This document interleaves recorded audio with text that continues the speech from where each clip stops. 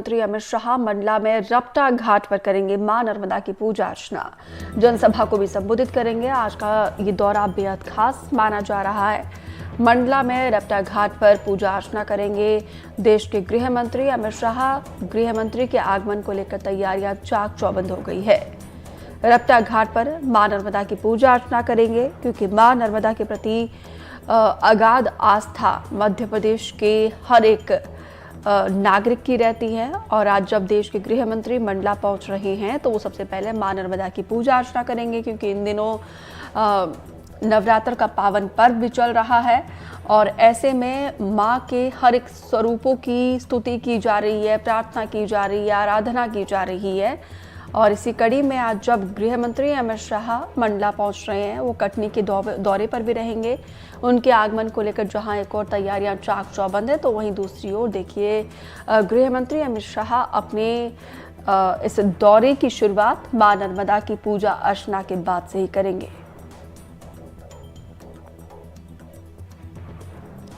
अमृतांशी जोशी ज्यादा जानकारी के साथ जुड़े हैं। अमृतांशी, आज गृह मंत्री अमित शाह मंडला और कटनी दौरे पर रहेंगे। मिनट टू मिनट उनका शेड्यूल जरा दर्शकों को विस्तार से बताएं।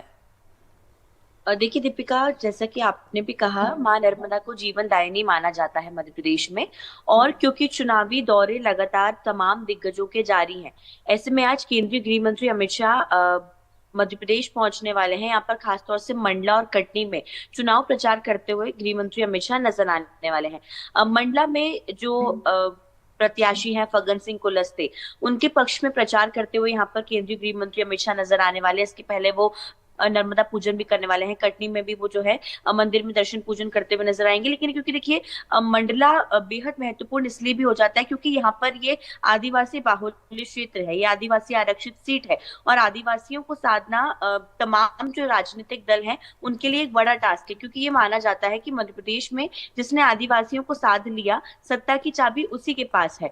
इसी कारण आदिवासियों को साधने में लगातार पूरे केंद्रीय नेतृत्व के साथ साथ मध्य प्रदेश का नेतृत्व जुटा हुआ है। ऐसे में केंद्रीय गृह मंत्री अमित शाह पहुंचने वाले हैं, नर्मदा मां की पूजन अर्चन करेंगे। इसके साथ ही जनसभा को संबोधित करते हुए नजर आएंगे। कार्यकर्ताओं से मुलाकात भी कर सकते हैं। यहाँ पर फग्गन सिंह कुलस्ते के पक्ष में प्रचार करते हुए नजर आएंगे। क्योंकि फग्गन सिंह कुलस्ते विधानसभा चुनावों में एक हार देख चुके हैं, इस कारण और भी जिम्मेदारी हो जाती है कि जो आदिवासी बाहुल्य क्षेत्र है, आदिवासी सीट है, बीजेपी उसको बचाकर रखे, अपने गढ़ को छिनने ना दे। उसके बाद अगर बात की जाए कटनी की, तो कटनी और खासतौर से जो पूरा इलाका है खजुराहो लोकसभा क्षेत्र का, यहाँ पर प्रदेश अध्यक्ष वी डी शर्मा जो है वो प्रत्याशी हैं।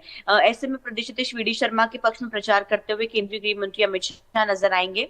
हालांकि इसके पहले भी जो है केंद्रीय गृह मंत्री अमित शाह इस क्षेत्र के दौरे पर रह चुके हैं। लेकिन बीजेपी अपने गढ़ को बरकरार रखना चाहती, क्योंकि एनडीए गठबंधन को सीट दी गई थी।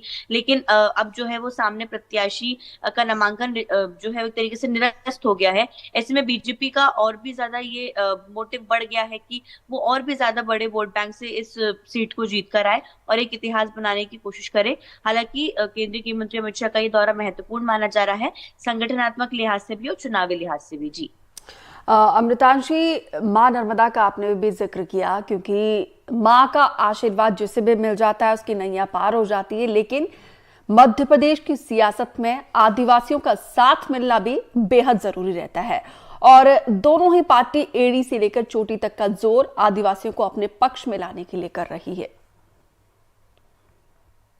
ऐसी बात है, मध्य प्रदेश में आदिवासियों की संख्या करीबन अगर बात की जाए तो 22% के आसपास है। ऐसे में आदिवासी जो बाहुल्य क्षेत्र है, खासतौर से अगर धार, रतलाम, झाबुआ की बात की जाए, मंडला, बालाघाट की बात की जाए, और क्योंकि इन क्षेत्रों में पहले चुनाव भी है, महाकौशल में आदिवासियों पर जो है वो काफी ज्यादा फोकस रहता है।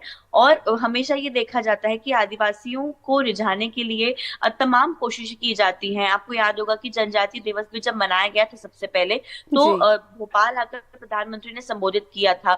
रानी कमलापति स्टेशन जो हबीबगंज था, उसका नाम जो है वो आदिवासी जो है गोंड रानी के ऊपर रखा गया।